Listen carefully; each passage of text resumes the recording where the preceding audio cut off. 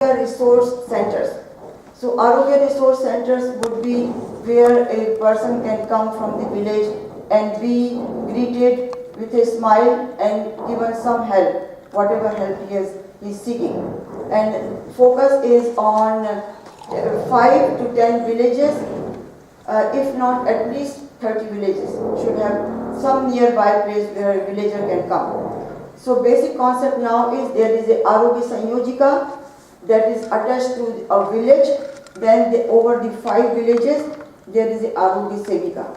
So our focus from Washington DC is to provide the training of the healthcare training to the Arogya Sevikas, because we know that there are no doctors who are going to go and stay in the village for extended period of time unless they go to these Arogya resource centers. And to provide the link between the village and a doctor, we need these Sevikas. And today's emphasis at this first part of the meeting today is focusing on the training. So I think I'll say this much and stop here. And I will introduce Dr. Veena Gandhi. She is the chairman of the Health Foundation for Rural India. This is a new establishment in last 1 or 2 years. It's a non-profit. The idea is to provide the guidance and support from here, from USA, to the Arogya program in India. So here, Veena Gandhi.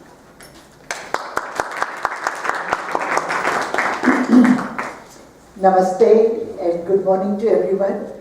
I'm very happy to come to Washington DC and see enthusiasm. Look at Shashiman, how much energy she had. So that makes me work harder looking at her. Now, we always, like Shashiman said, we were working on an individual capacity to see how villages can be made healthier, the villagers and children we educate. But in 2014, we decided that we will have an organization called Health Foundation for Rural India, HFRI as a 501c. So ever since, whatever we were doing since 2008, now we have a combined synergy. We are working together. We have a new symphony. We all had our instruments playing before, but now we have a combined instrument to make a nice orchestra.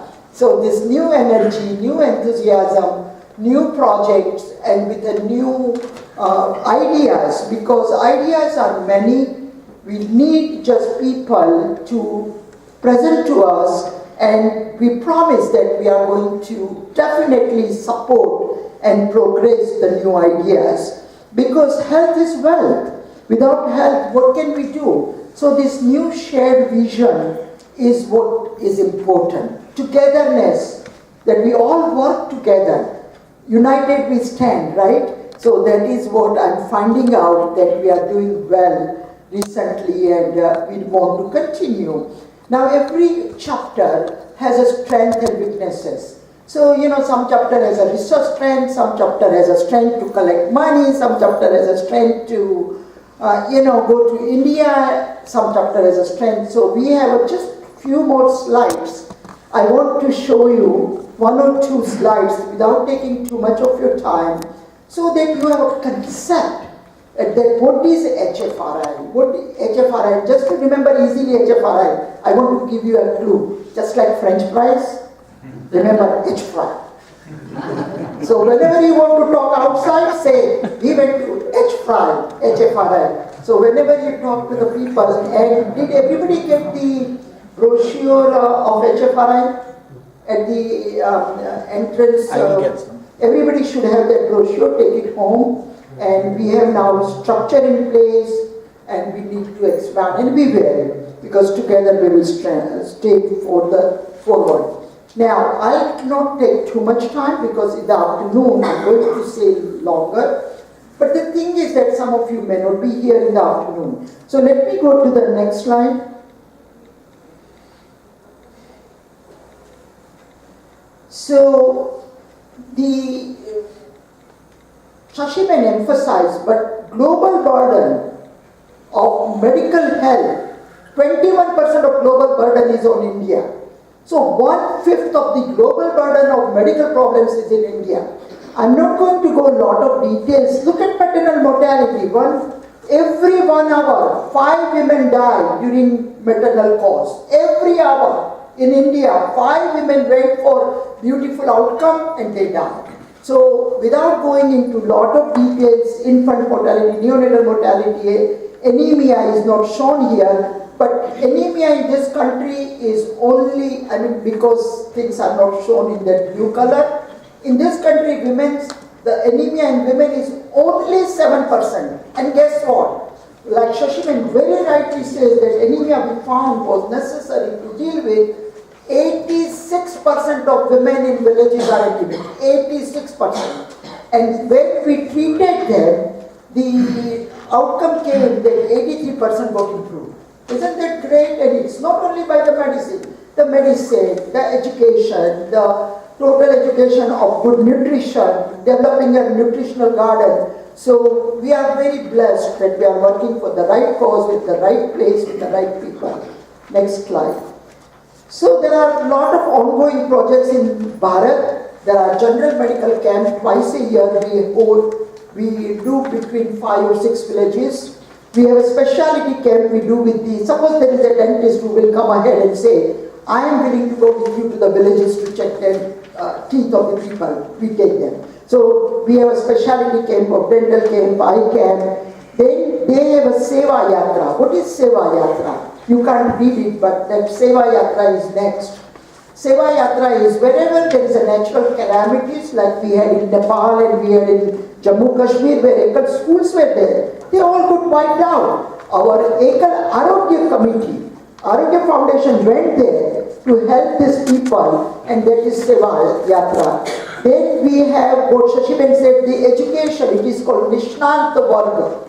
Nishnant Varga means we train health sevikas and health sanyojika. Sanyojika means joining. Originally they used to have a reversal. Sevika is one per village, non-paid position, and Sanyojika which connects the 5 villages, and she's a paid person. So we really need a lot of finances to support this, and more Sevikas we have.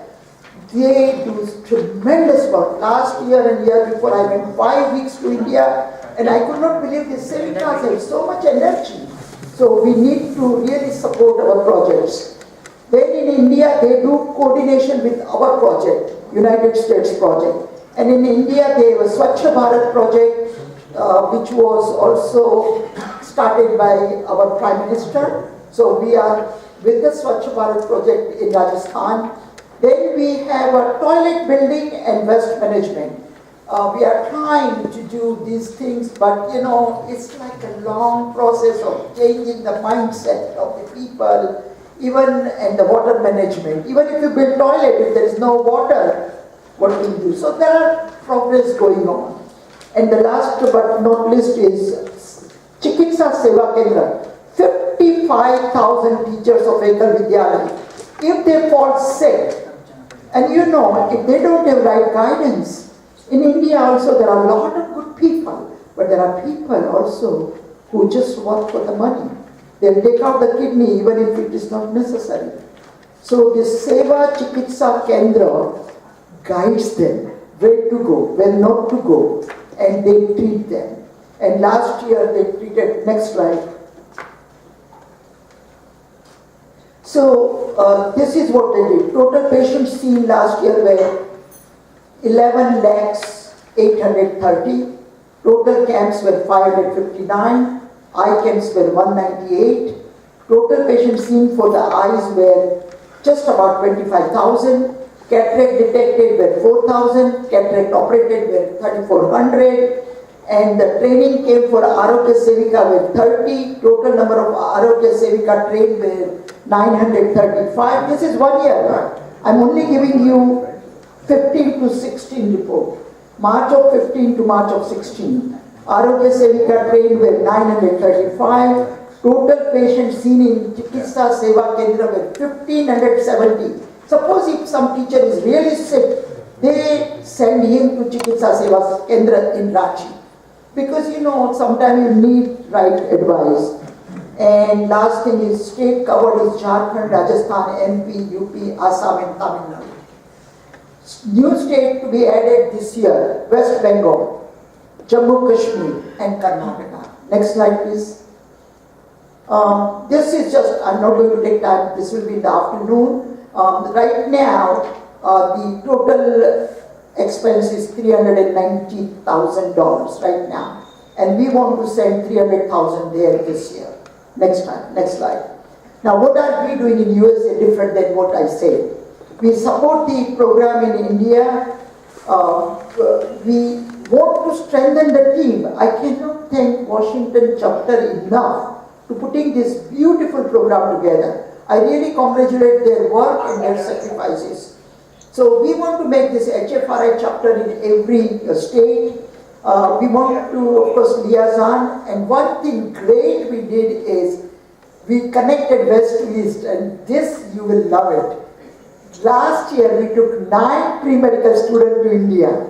We did not know how we will fare. I wasn't sure. We wrote pre-medical internship initiative program. We did not know whether medical school will love them because they are not in medicine yet. But they were so good to us. They gave the lecture of their level, so they learned a lot. They learned Indian medical system. They learned they went to private nursing home. They went to semi-private hospital, and they learned the culture of village. They went to village camp 2 times, and they learned. So now these 9 students, even when they grow up and when they go to medical school, they will remember this. To generate the love for India in second generation is a hard thing. So anyway, we did that, and this year also we are taking the students, hopefully about 24 to 25 in Ranchi and Banaras. And then other thing, we are going to take medical student for research in India. Dr. Apeksha Tripathi from Boston, she's working to take medical students so they can go to villages to do some research. And the new project, we are going to do a lot of gala, and also I'm not going to take time now. We can move to next one. And we also have a website, so HFRIUSA.org. Any of your friends, if you want to tell them, please go on our website so that it's the easiest way to learn who we are. Next one, we are done almost. Next one. This is the day pre-medical student, first day inauguration. They were given registration kit. Next one. This is after yoga class. We all went to the terrace in the hotel. We gave yoga class every morning to the student and told them how yoga connects to medicine. And we taught them yoga therapy. Next one. And thank you very much. With your help, we all can do together great work. There is a full day program, so I won't take too much time now. And thank you again, Shashimen and the team, for arranging so well. Thank you.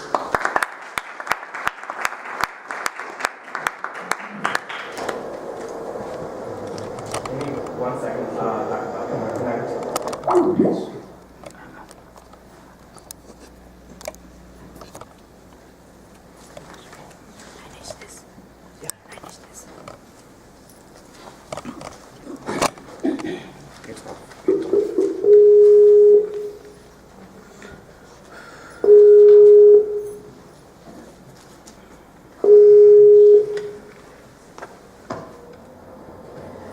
Dr. Mukul Bhatia is medical in charge. He is the head of the medical in Arogya Foundation of India. It is the same thing. They call it Arogya Foundation of India. We call it Health Foundation for Rural India. And we are part of Ekal Abhiyan. Ekal Abhiyan consists of 3 things. While he is setting up, I'll tell you. It is education, health, and village development. And that is the way whole village will have integral growth. And Gandhiji's dream or Vivekananda's dream that if village gets strong, India gets strong. So that will come true. So just remember, we are not separate than Ekal Abhiyan. It's called Ekal Abhiyan. Thank you. Okay, I have the great honor to present 2 of our ground team from India, Dr. Mukul Bhatia and Dr. Avinash Mata. So, Dr. Mukul, Dr. Bhatia, can you hear me? Yeah. Yeah, I can hear you. Okay, great. Go ahead. So I'd like to introduce you to the HFRI conference here in Washington, D.C. And I don't know if you can see some of the participants. I'll turn it a little bit. I can see the. Hello, I'm Dr. Mukul Bhatia here in my office at Ranchi.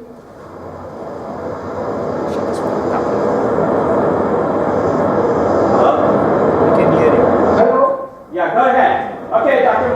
Bhatia, I have the audience ready for you, so go ahead. I'm here. I'm Dr. Mukul Bhatia here in my office in Ranchi. Are you able to see me? Yes, we are able to see you and hear you both. So we have last year we have completed our first year with the Arogya Resource Centers. This is the new concept in Arogya Yojana. We have implemented this for last 1 year in Jharkhand at 6 places. In this Arogya Resource Center, we have included, along with the anemia control program, our previous programs of prevention of diseases, and Swachh Bharat Abhiyan is a part of that prevention initiative. In that, we have also included specific preventions of malaria, diarrhea, all the airborne, waterborne diseases. And with that, we are promoting the knowledge of first aid, surgical first aid. We are training our Arogya Sevika and Sanyojikas for treating the patients through first aid, and also we are doing trainings of home remedies, that is the herbal medicines prepared from the herbs which are found nearby the villages. So we have selected 51 types of herbs for training. We have prepared posters. We have a set of 50 posters, and these posters are given to every Arogya Sevika which covers 1 to 2 villages. And along with that, we are training also them for the curative services, preparing them for Chikitsa Sahayata Kendra, which Dr. Gandhi has explained just now. And the medical camps, how to conduct the medical camps, the general medical camps and the specific medical camps. Last year we have conducted 559 medical camps all over the country, in which we treated 1,10,830 patients. There were 198 eye camps, in which 24,646 patients were examined, out of which the cataract operations were performed on 3,457 patients. There is one organization of doctors in India, National Medical Organization, which supports us. And along with them, we conduct Swasthya Seva Yatras. In 4 such yatras in Jammu and Kashmir, Northeast, Jharkhand, and Rajasthan, we had 171 medical camps, in which we had treated more than 25,000 patients. Training camps were 15 last year, out of which 4 were for the Arogya Sanyojika. Arogya Sanyojika are the workers at the village level who monitor 5 Arogya Sevika. Arogya Sevika is actually the basic worker of the village. Total trained till now, this month, the total trained Arogya Sevika and Sanyojika in whole of the country, that is, we are now covering Jharkhand, Assam, UP, Madhya Pradesh, Rajasthan and Tamil Nadu. They are 785, and total training camps were 15. So this is how we have been working throughout last year. I would like to ask you any queries about this plan. We had special projects also for empowerment of women, and we have selected some ladies from the villages and we have trained them for stitching. Till now we have got 2 batches of such ladies. Dr. Bhatia, are you ready to take some questions? Pardon? Would you like to take some questions? Yeah, go ahead. Yeah, Okay. sure. The election. So, anybody would like to ask any questions? We have an opportunity here. The way we'd like to do it is, if you'd like to ask a question, please come up here. Who's the operating organization?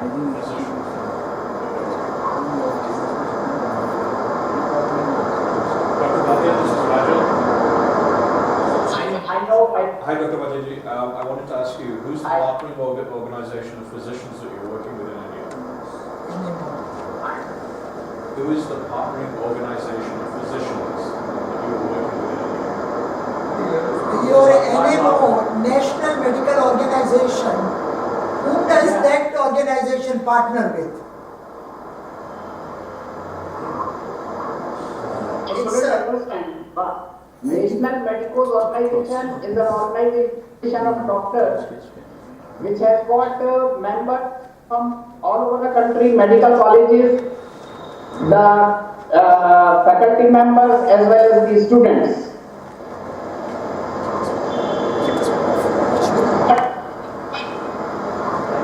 Any other questions? Go ahead. Any other questions? If you could just paraphrase for me, just the general education level of that country. General education. Introduce yourself.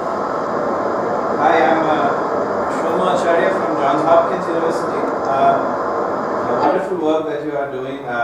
Just wanted to get your thoughts on what is the general education level, literacy level of the Arogya Sevikas that you're recruiting, and how does that play into the burden of training and how you have to de-skill. You're essentially task shifting a lot of things that are typically not done by rural women.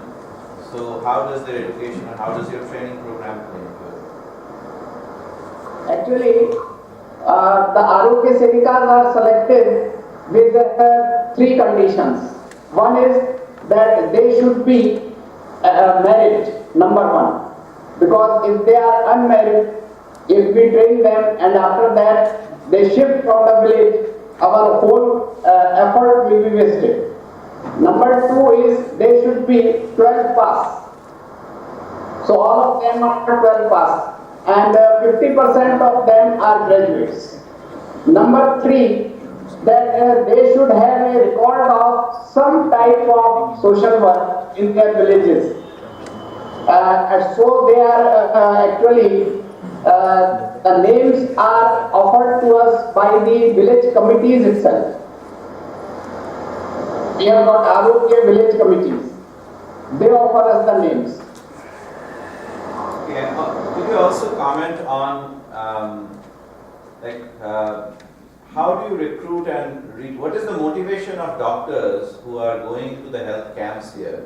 I'm guessing this is just donated time, right? They're donated time. They are otherwise working professionals with their own practices or with their own this thing. So could you speak a little bit to the motivation of why your school of doctors continue to come to the camps, or is this a paid sort of an engagement with them?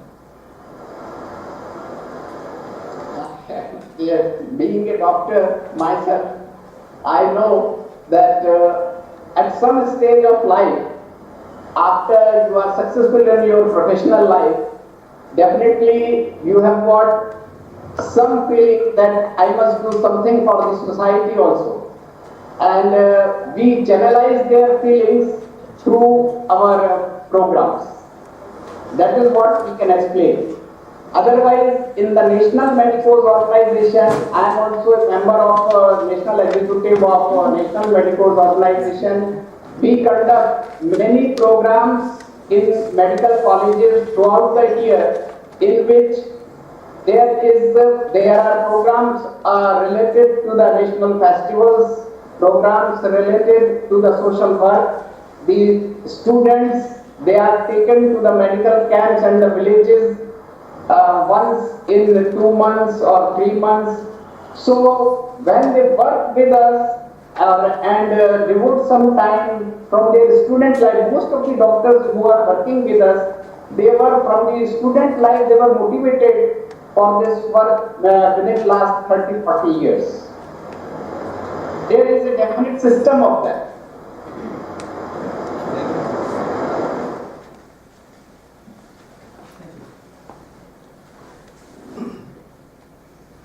Hello, my name is Ajay Gupta. I run a healthcare research nonprofit here in America.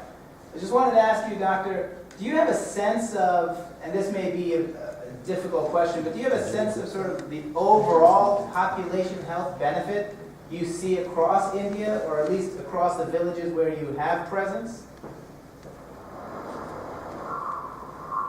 Overall benefit of our what? Of your population health benefit of your efforts.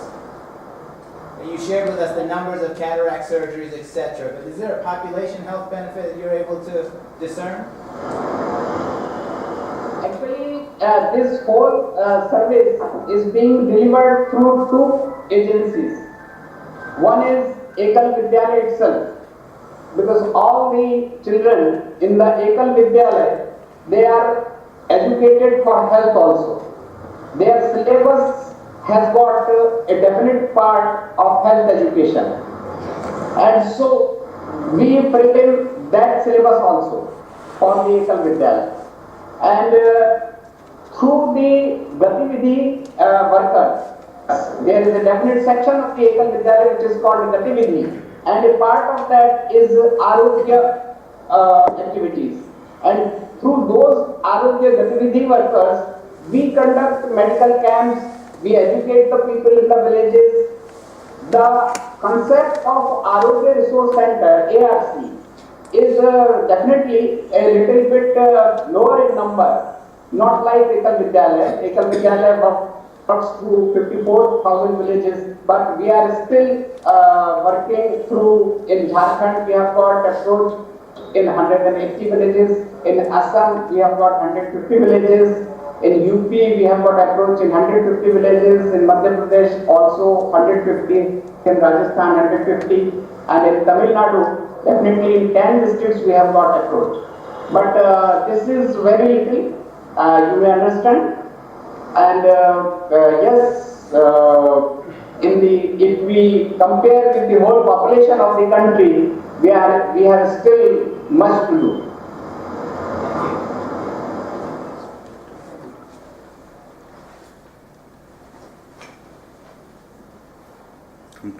This is Brish Srivastava. How you can dictate that the Sevika should not be married or married? I remember the days when I stayed with you. Namaskar, bhai sir. Namaskar, कैसे हैं?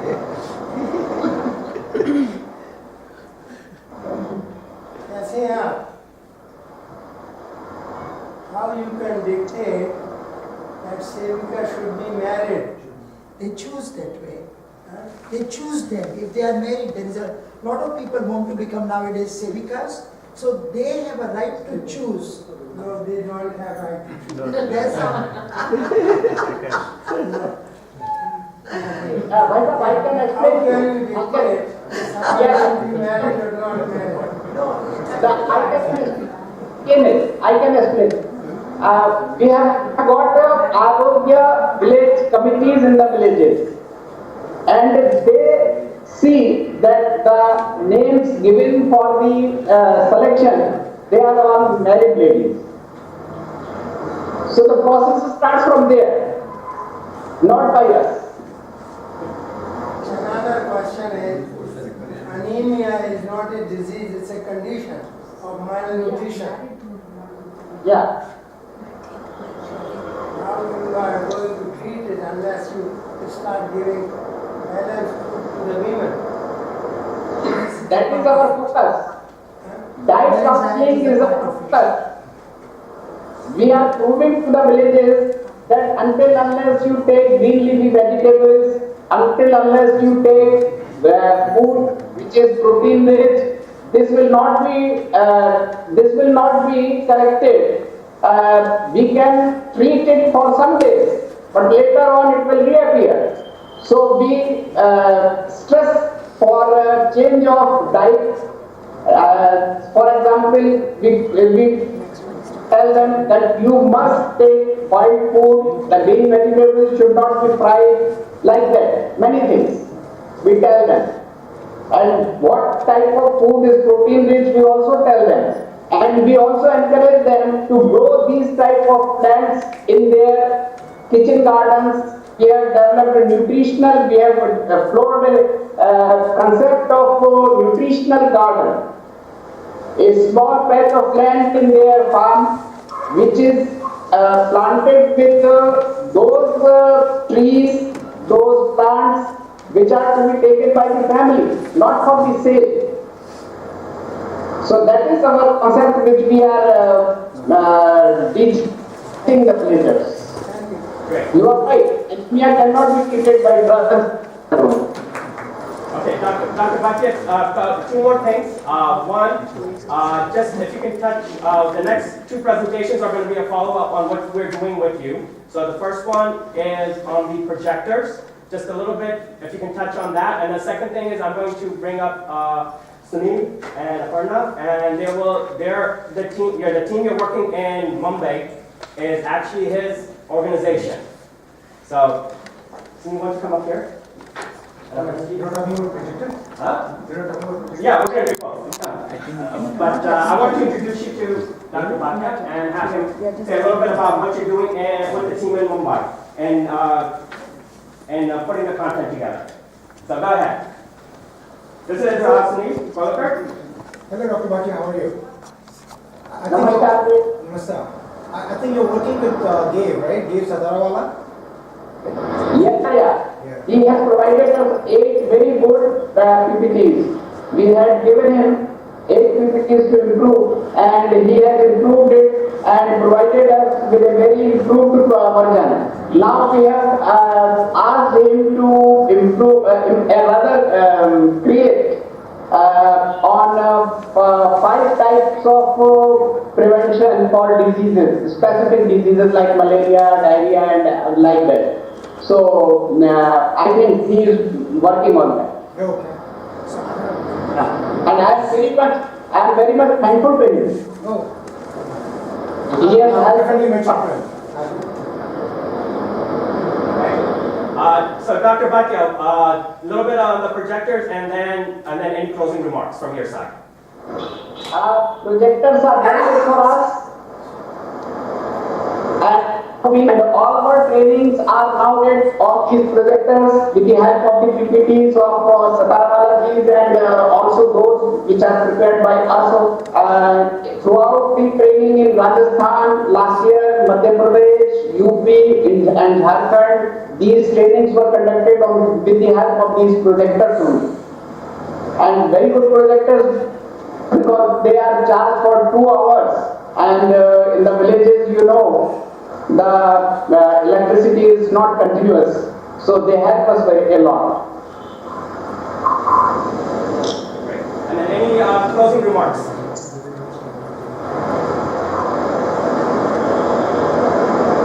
I must say that our brethren, you all are helping us in many ways to us, encouraging us to spread our work, and we feel very much strengthened by your support.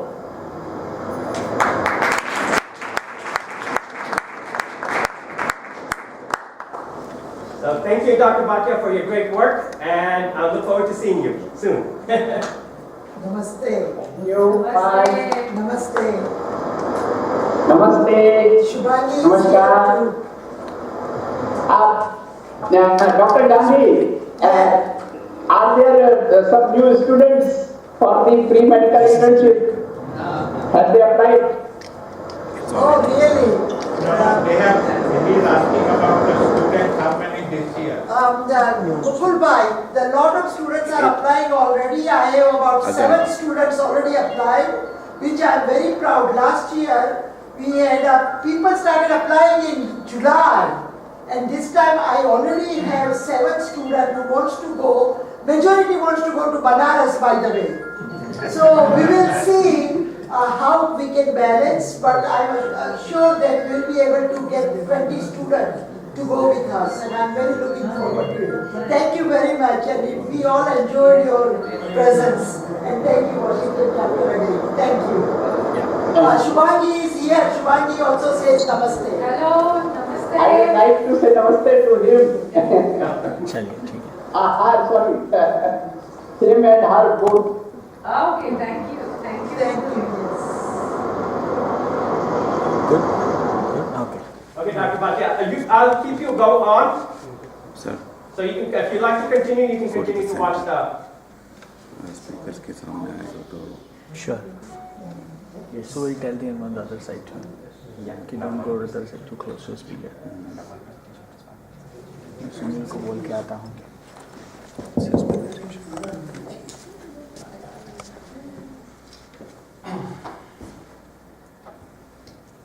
We've started the day, I think, with some great and awesome presentations and speakers. I think by now, if you don't know what we're doing, you still have time until the end of the day to ask all your questions, but I think we have a very good overview of what HFRI is doing, what Arogya India is doing, and the great achievements that are being made. And yesterday when I was actually at the county meeting in Montgomery County, we were talking about how we do things in India and how things are done in US. So when we were talking about scale, and we do projects here in Montgomery County, and we talk about scale, you impact a few hundred people, that's great effort. You impact a few thousand, that's awesome. 10,000, you're doing an amazing job. The scale is here, it's 10,000 is if you achieve that, but in India it starts with 100,000. And every time we would talk to them and we would say, oh, well, we need something that can, our goal is starting with 100,000. And that's where I bring you today with a very important concept, and that's scalability. So my project that I started working with Arogya was about 3 years back, and the idea was to go to India and find workable technologies. And that means that technologies that could be implemented on a village level. And more importantly, that could be scaled. Now, what is required in scaling? And in India, of course, cost is a huge factor. Probably one of the primary. But actually more important is electricity or infrastructure. So in order to scale anything, you need to overcome these challenges. The one thing we do have is people. So anything that can employ human power is more powerful. So that's why when people say, well, you guys do in India what we do here with one machine, you guys do with 100 people. Well, that's our strength. And that's what we need to rely on. So main thing, so we went in there and we started, when our team, Arogya's team went there and talked about technologies, we have to work, actually reprogram ourselves, because when we're talking about technology here, everything is small, and cost is not the factor, but when you do the impact, it's how much manpower can we reduce? How much labor can we reduce? But the reverse happens in India. How many people we can empower? Because it's not talking about employment, it's talking about empowerment. So any technology that is delivered in India has to achieve these goals in mind. So initially we started with computers. It's okay, let's say we take a desktop and we put a desktop in front of, a desktop is only good for one child. It's only good if the electricity is running. It's only good if somebody can repair it. So taking all these aspects, we found the desktop to be the worst technology for India. We went to a laptop. Okay, same thing. Okay, laptop takes care of the electricity part. You can get about a charge 4 or 5 hours, and you can have it running. But again, only one individual can use it at any given time. And it can only function if somebody knows how to operate it and fix it. So if you give 100,000 villagers 100,000 laptops, by maybe the first 6 months, you'll be good, but after that, you'll have about 100,000 doorstops. Okay? And same thing that's happening with the desktops. I went to so many villages, I saw computer rooms filled with computers that have not been touched because they did not take into consideration what is required. So again, then we said, okay, let's go to tablets. Again, tablets are great. They don't use a lot of electricity, they can be recharged, functional, but how many tablets are you going to deploy? And how much is it going to be cost per person? And how many people are you going to actually impact? Again, it's one individual, one tablet. Same thing, you go down, in your nanotechnologies, down to a smartphone, or so on and so on. So what we found is anything that is individualized, the way we look at it in the US, is not workable in India. Because individual items do not get scalability and do not have impact. So we limited ourselves. Out of 100 different tools and 100 different programs, we found one technology that actually fit our criteria. And that was this projector.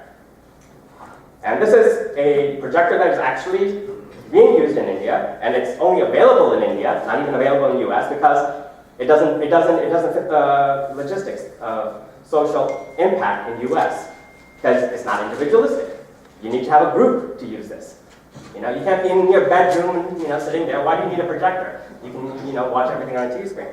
So this projector, which is about this size, totally portable, can be taken to any village.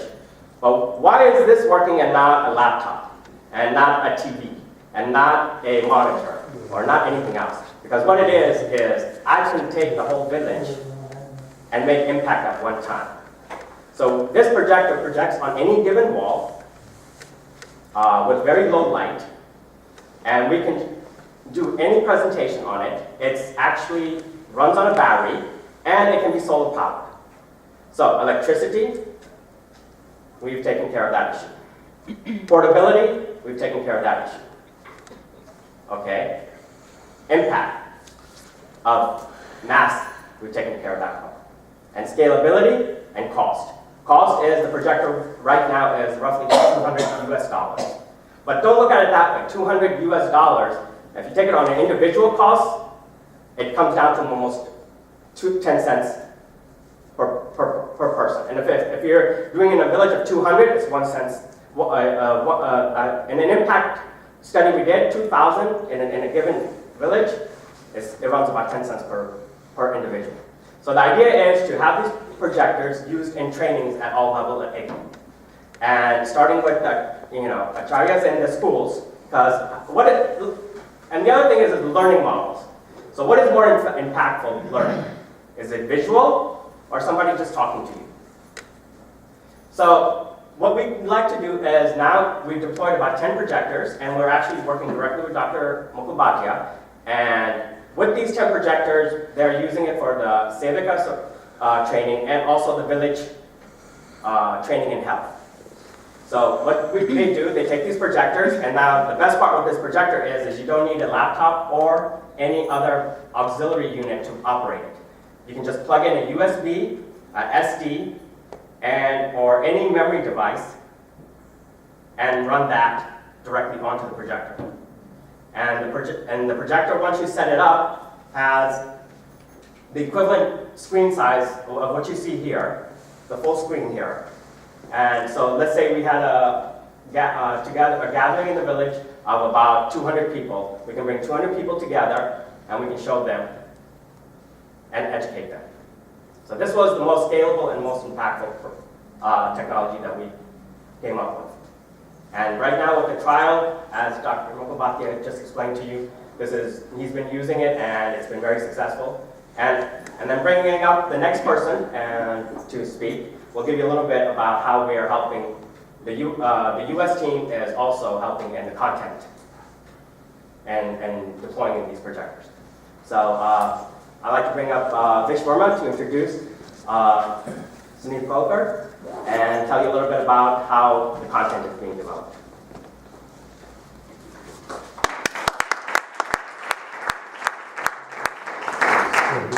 So how many of you are here for the first time, please?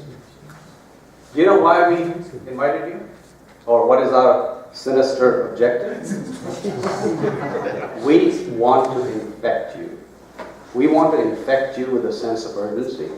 We want to infect you with a sense of commitment. We want to infect you with a sense of passion about the whole issue of reaching rural populations with healthcare. And to tell you how effective we are, we did mix some powder in our breakfast. And through these speeches, by noon, I guarantee you, you will be completely infected.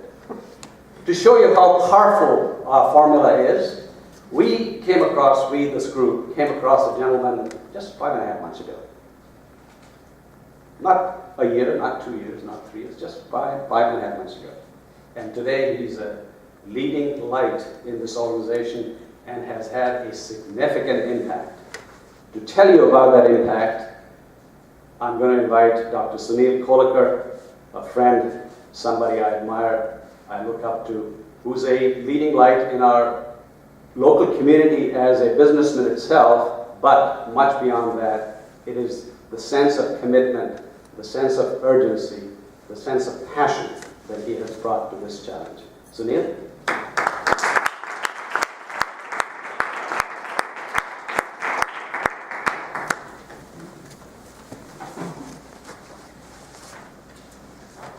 Thank you very much, Vish. That was not needed, but thank you very much. I'll take it in the morning. Maybe the next slide. I think from this slide, actually, I come from not the pill side, I come from the tablet side. So, the pill side is left to my wife. So,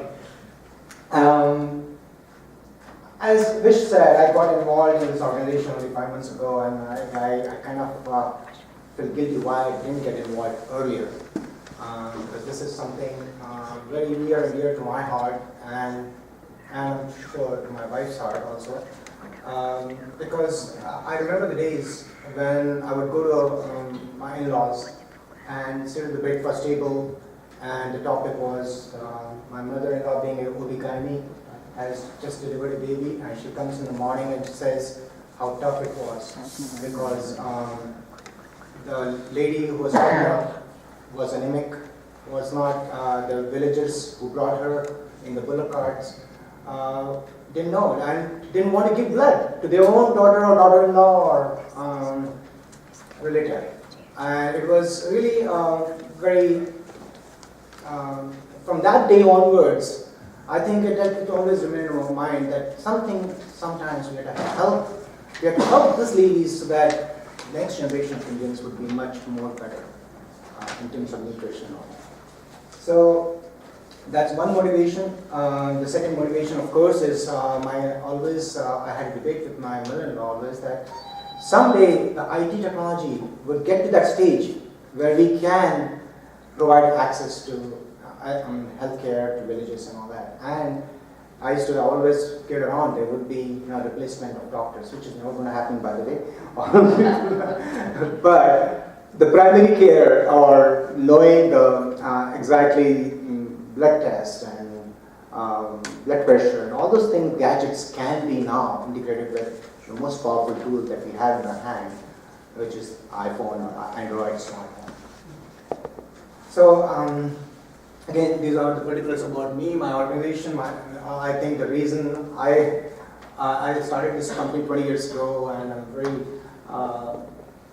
proud to say I think we have been here in 20 years for business, and I think hopefully we'll continue to do so and continue to do so in healthcare as well, because Praveen is our lead, our division chief for healthcare projects, and we have different divisions, but together, of course, healthcare is the most important topic for us.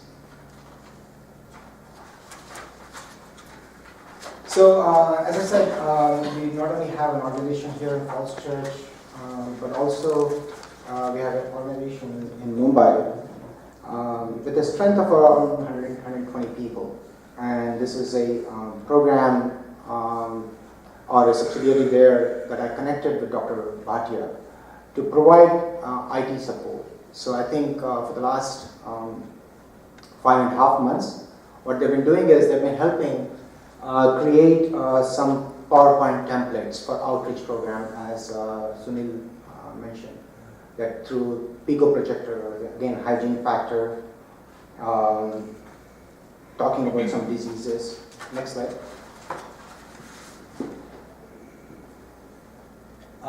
These are the different topics that we have put a PowerPoint presentation in a very template kind of format so that content can be added on pretty quickly. We also tried, I think, consulted with Dr. Bhatia to develop a mobile survey app in regional languages as well. So these are some of the work that is going on, but we'll continue to offer more and more. It all depends on what Sunil, and as he's going to India on Monday, so I think Sunil and Aaron and Dr. Bhatia come up with different apps, different programs. We can definitely support that.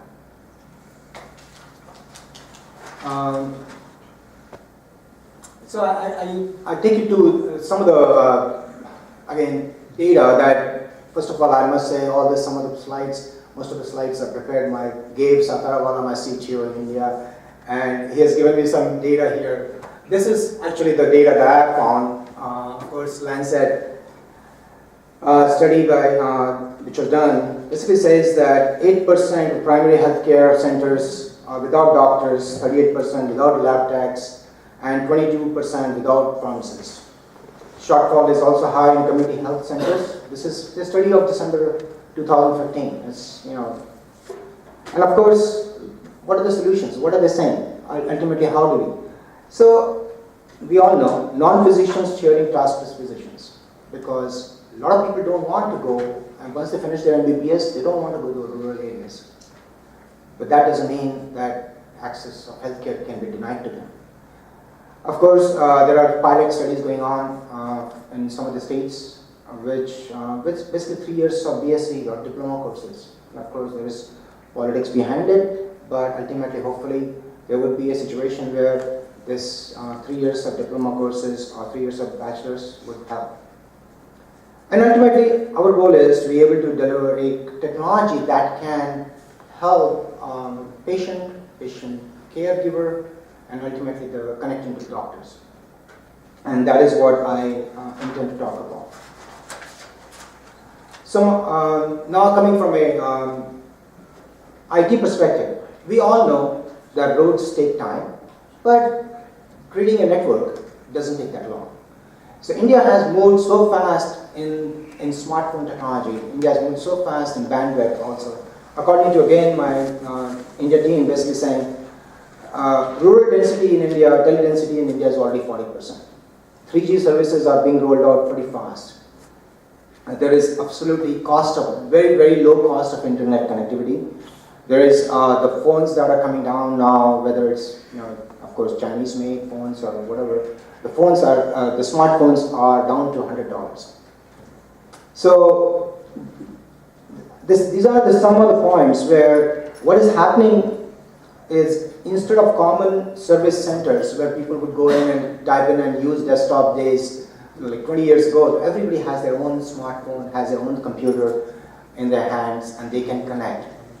And those days are not too far off. And it's pretty much happening right now as we speak. So, opportunities for mobile health services is what I'm going to a little bit emphasize here. Of course, increase access to care by connecting non-physician caregivers to the field of physicians. So as we talk about Celica train program, Exactly. Everyone may not have the phone, the patient may not have the phone, but Sevika can have the phone. We can offer, along with Pico projectors and all, we can offer them smartphones. And they can track the patients, they can track the ladies who are pregnant, they can track people who are needing care. And of course, not only this, but also we can open up the telemedicine program where people can, doctor can, very similar to what we are seeing Dr. Mukul Bhatia here. Patients can, of course, patients can see doctors, and doctors can offer them consulting help. Of course, smartphones can be used very well for registering of patients, record their medical history, medication status, and risk factors. So this is almost getting that small scale EHR into a smartphone. Track vital signs. It can be done, weight, blood pressure, glucose. All these things are integrated very well nowadays with the iPhones and with the Bluetooth technology. And of course, anytime you collect data like this, you can analyze the data. Ultimately, that's what we want to see, outcomes. What kind of outcomes we are getting. The question that was raised to Dr. Bhatia is there a positive outcome? How are we seeing, is there introduction of this kind of tools, technology? Is there an impact there? How can we measure that impact? And of course, so there's one little program, sample program that we have done. Our product is called Patient Buddy. This is a product that we have implemented at VCU here with Dr. Bajaj. And this was a grant given to us by AHRQ.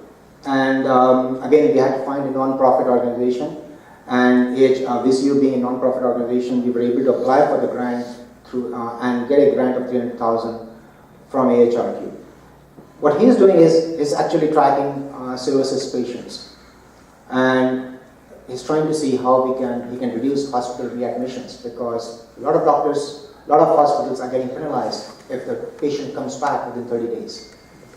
So right now, as I think some of us know, that getting patients here, and especially he's working on very critical disease of cirrhosis, there are not enough patients, but we have around 20-25 patients. And his goal in the study that he mentioned was he wants to get up to 40 patients, 40 caregivers. So I think this study is going on. I think after the 2 years, he will apply for the next phase 2 and increase the population as well.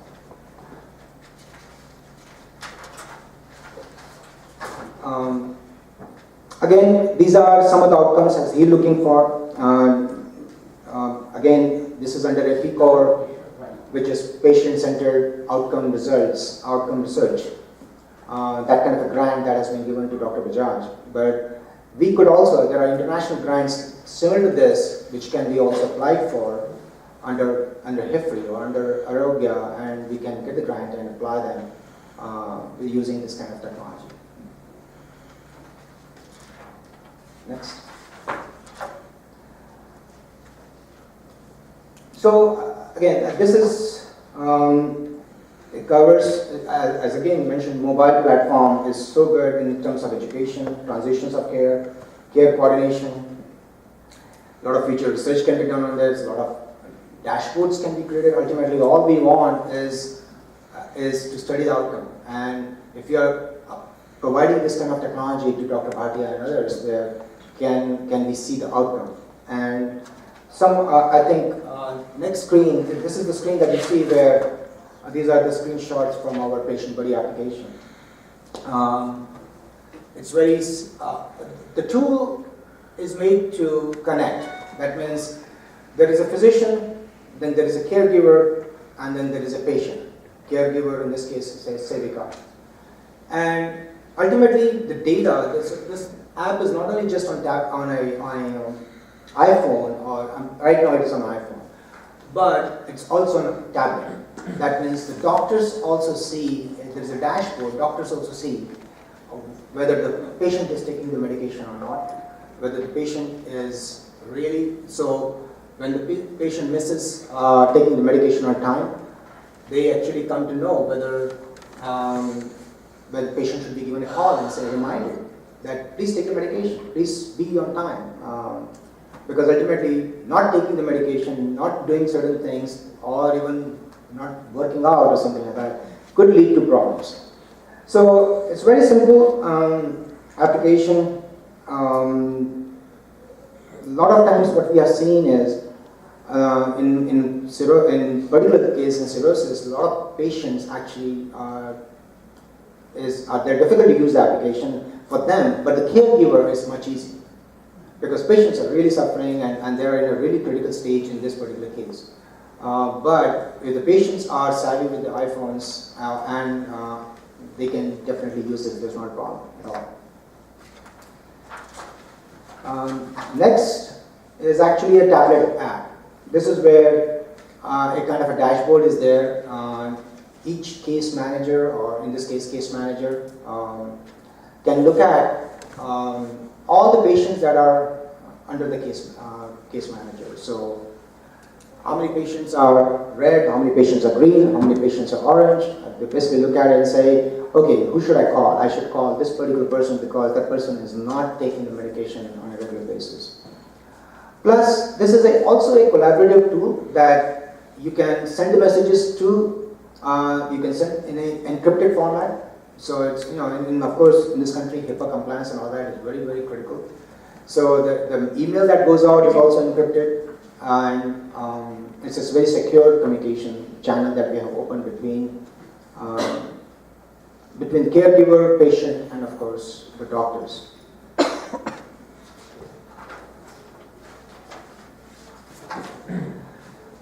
I think we all see that. I think the benefits are tremendous. It's a communication interaction, especially in cases where in India, where a patient may not even be able to connect to the doctor is 50 miles away, and this kind of tool can definitely connect them with doctors when needed. And it's a pretty meaningful and actionable data for case managers and clinicians. Powerful analytics are there.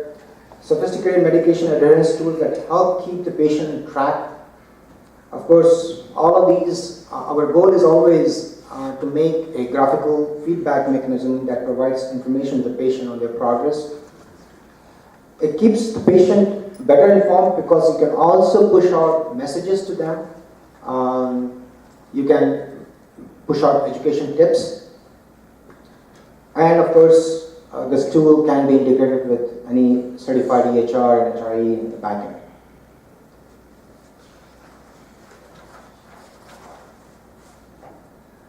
So here comes a little bit of challenges that we had. Of course, in VCU, app was to be used by the elderly and patients in pain. Many of them had never used mobile phones before, and there was an initial resistance. And I think most of it, we were able to, the icons, the big icons that you see are part of the feedback mechanism that when we push it, our fingers don't go, we are not wearing glasses or this or that, and we push the wrong button and then it can go into a loop or something like that.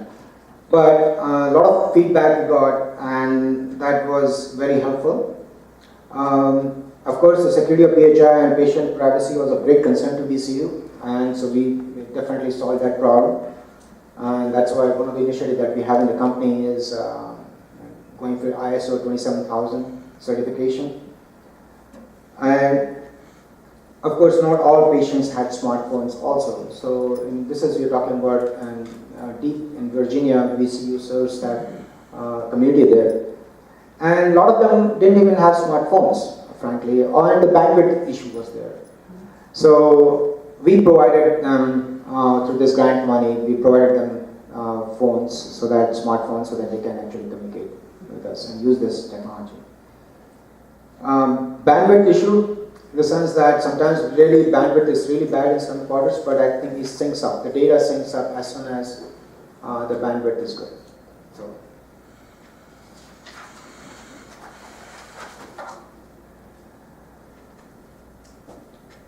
So again, case managers, physicians needed to coordinate care while on the move. This is where you don't have to be stationary. You can be moving. You can do multiple things at the same time. You're not tied to the caregivers. Can talk to the patient. Patient can talk to the case managers.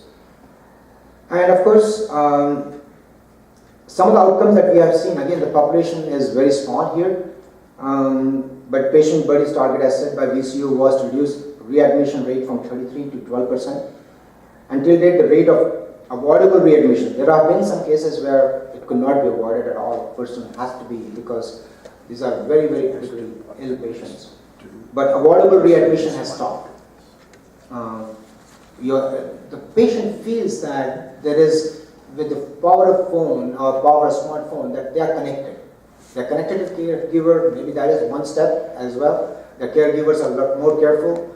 And then, of course, the doctors are right there when needed. They can call, they can text, and texts are coming back.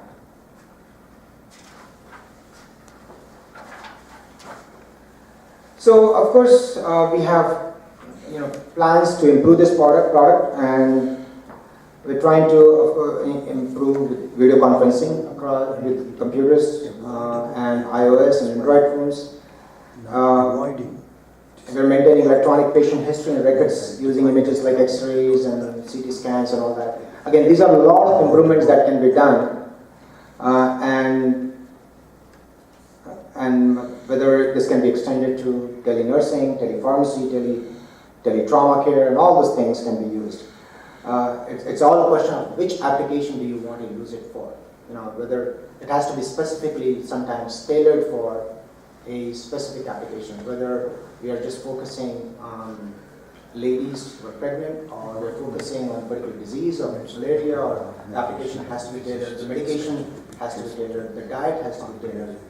So all those customization parts have to be done. And that's why we need all the experts that we have. There's another product that we have which really solves patient registration problems. A lot of times, in our industry, we really don't know whether the patient is the right one, or there's a fraud, or there's the same person taking medication for, I know Ajay has, he's doing research on opioid, whether the person is taking, the same person is taking the medication, double the medication or whatever. Knowing the identity of the patient is very critical. So this is a product that we have for biometrically, we can identify the fingerprint, face, iris, and we can give a unique number and a unique identity to an individual, to a patient. And then we can track those patients with medical history and all the other data that we are connected to. So this is a product that has been used in Afghanistan for identification of soldiers. This is a product that we use for global entry programs at airport in Mexico, or for that matter, this software is used for patient ID cards in state of Illinois for marijuana registry, and the state of Illinois is doing a lot of research, and I'm sure a lot of other states actually are doing research on marijuana, medical marijuana, to be able to see what the benefits are.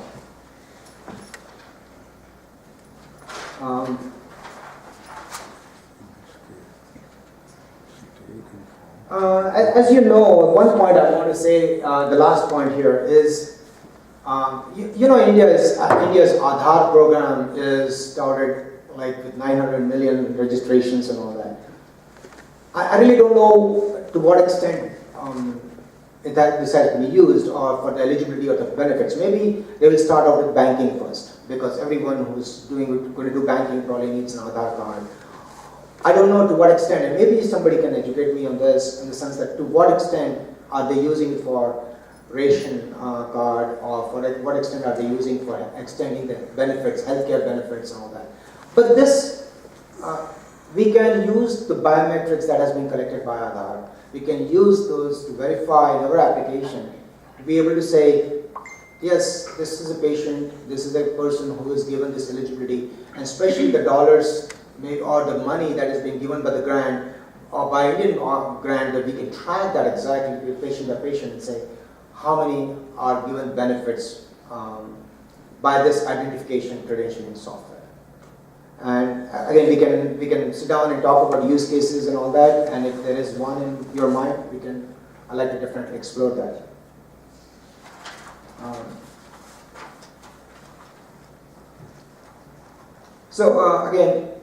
These are again patient buddy and manage ID software can be combined together, can be used together, or can be used alone. It doesn't have to be combined together at all, in the sense. But both of them apply to deliver. One side is identity of patient, the other is providing patient care. And these are the programs that we offer ACL to use the software. Our India office can help a lot in terms of implementation as well. But as well, we can provide training, we can provide guidance to Dr. Bhatia in terms of how to implement it as much as possible. And if there is some customization needed, we can definitely offer that. And again, I know Shashiji asked me this particular question, what is the cost of it? The cost is only the smartphone device. I think this is something from CHI to be able to offer. We are software developers. We can offer this software for free. It is not software cost, it's more of a hardware cost that we come up with here right now. We all know, so in summary, I think we all know there is a lack of human resources. They are all forced us to be creative in delivering healthcare in rural India. And it's surprising that we